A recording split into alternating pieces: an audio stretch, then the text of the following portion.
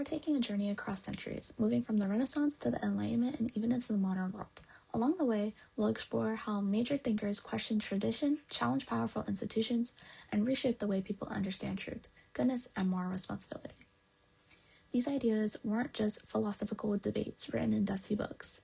They shaped how people lived, how they worshipped, and how societies made decisions. Even now, hundreds of years later, the question these thinkers asked still appear in our daily lives. When we talk about justice, personal freedom, human rights, or what it truly means to act ethically, we'll look at figures like Martin Luther, who sparked the Reformation by challenging the authority of the church and insisting that individuals could speak moral truth for themselves. We'll examine Enlightenment voices like Voltaire, who used reason and satire to expose hypocrisy and push society to confront uncomfortable truths rather than hide behind convenient beliefs. And we'll connect these ideas to modern issues such as questioning authority, fighting corruption, defending personal conscience, and recognizing the moral responsibilities we have towards others. So join us as we uncover how early modern thought continues to influence our values, our choices, and our understandings of right and wrong. Let's begin. Between 1450 and 1850, Europe changed in ways that permanently transformed moral thinking. The Renaissance revived interest in human potential and individual worth. The Protestant Reformation challenged the absolute authority of the Church. The Enlightenment encouraged people to question tradition and use reason. The Industrial Revolution reshaped daily life, raising new questions about labor, justice, and human rights. All of these developments forced Europeans to reconsider what it means to be a good person, where morality comes from, and who has the right to define it. These questions are still with us today. In 1517, Martin Luther posted his 95 Theses, a document that had openly challenged the idea that church was the only source of moral truth. At the time, most people believed that religious leaders, not just individuals, had the right to interpret scripture and define what was morally right or wrong. Luther had decided to push back against this system.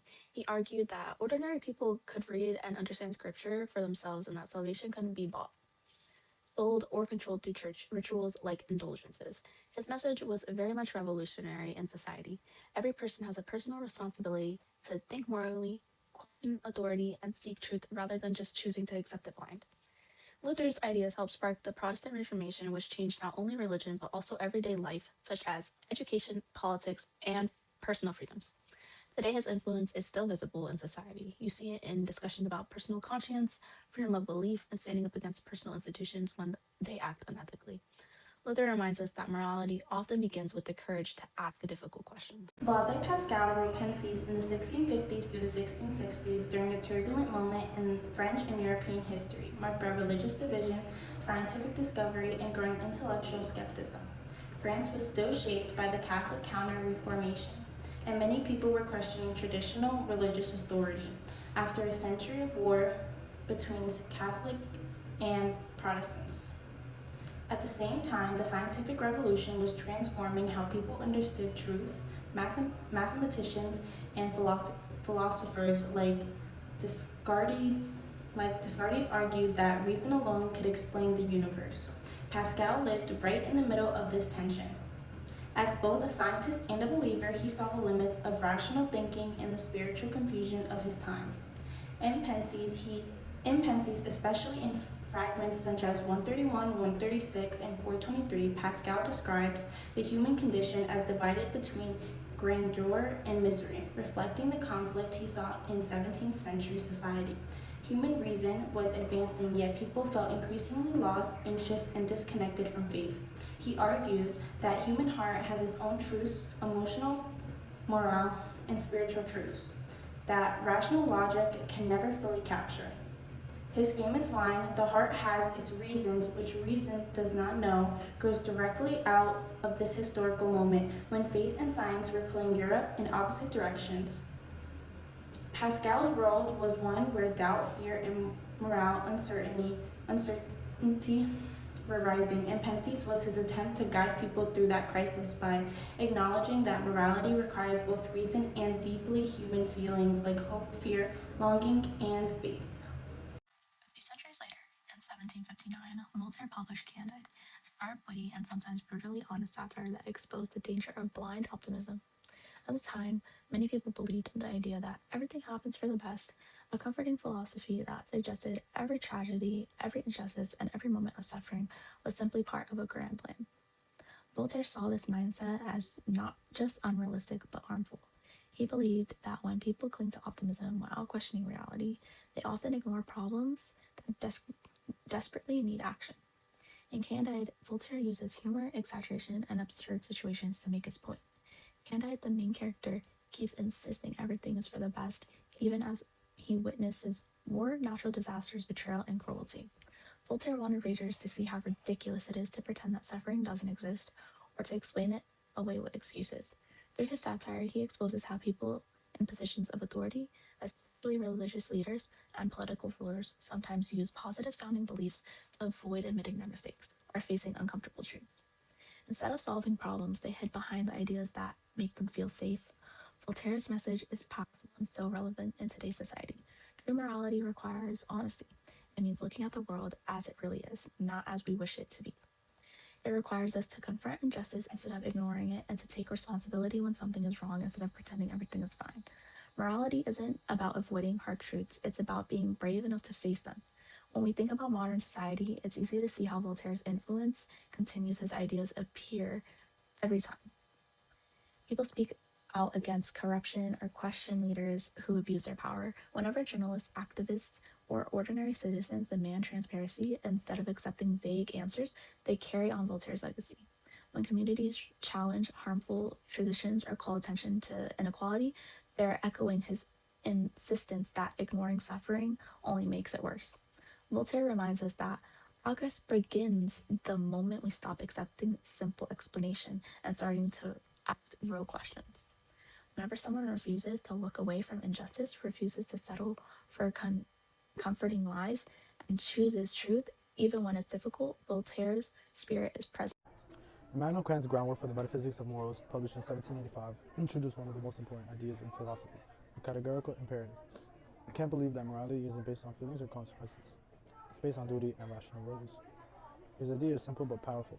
You should only act according to the rules that you would want everyone to follow. In other words, ask yourself, would the world be better if everyone did this? Kant also emphasized consistency, respect, and human dignity. He believed that people should never be treated as tools or objects, but always as ends in themselves. This influences many modern systems we rely on: human rights, laws, medical ethics, and even constitutional justice. Whenever we argue something is wrong because everyone deserves equal treatment or because something would be unfair if everyone did it, we're basically using Kantian reasoning. Kant reminds us that morality is about doing the right thing out of duty, even when it's hard or inconvenient. John Stuart Mill. John Stuart Mill's utilitarianism from 1863 takes the opposite approach. Mill argues that the morality of an action depends entirely on its consequences. The best action is the one that produces the greatest happiness for the greatest number of people. This idea is called utilitarianism, and it is extremely influential today. It shows up in public health, lawmaking, business, and education.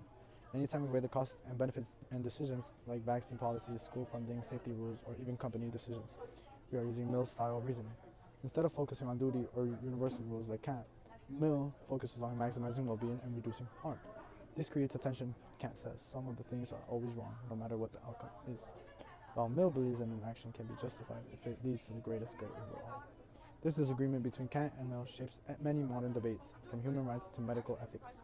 Soren Kierkegaard's 1843 work, Fear and Trembling, challenges both of these rational approaches. He argues that morality is deeply personal and sometimes it requires a leap of faith. Kierkegaard believes that individuals must follow their inner conviction, even when society disagrees. He uses the biblical story of Abraham and Isaac to show how moral decisions can be filled with uncertainty, fear, and tension. Unlike Kant and Mill, who looked for universal rules or measurable happiness, Kierkegaard focuses on individual choice, authenticity, and the struggle of doing what you believe is right. His ideas connect to the modern conversations about mental health, personal identity, religious faith, and the pressure to conform. Kierkegaard reminds us that sometimes doing the right thing isn't the popular thing, and it requires courage, responsibility, and self-reflection. These three thinkers continue to shape the way we think today. Kant influences human rights, fairness, and justice. Mill influences public policy and decisions that affect larger groups. Kierkegaard influences conversations and authenticity, identity, faith, and personal responsibility. Together they show that the morality is not one. Even though these philosophers lived centuries ago, their ideas still shape the biggest moral debates we face in our world today. Their questions didn't disappear, they just changed forms. Technology, global politics, social media, and AI make the issues look modern, but the foundations of those conversations come directly from the era of Luther, Pascal, Voltaire, Kant, Mill, and Kierkegaard. Martin Luther still influences arguments about freedom of belief, and the importance of questioning powerful institutions. Anytime people push back against authority, whether it's government overreach, unfair school policies, or a church that refuses to reform, they are echoing Luther's belief that individuals should use their conscience to challenge systems that abuse power. Blaise Pascal remains relevant whenever we talk about emotional and spiritual well-being. His idea that humans struggle between greatness and weakness shows up today in conversations about mental health. Anxiety, self-doubt, or the feeling of wanting to do good but falling short. Pascal's famous emphasis on the heart and the reasons it knows beyond logic mirrors modern debates about intuition, faith, and the limits of rational decision making. Voltaire shows up anywhere censorship is questioned. Banned books, restricted media, whistleblowers, political expression, online, and debates about cancel culture. Every time someone argues that free speech must be protected, especially when it criticizes the powerful, they're using Voltaire's logic. His fight for tolerance and open dialogue is basically the blueprint for our conversations about fairness and extremism today.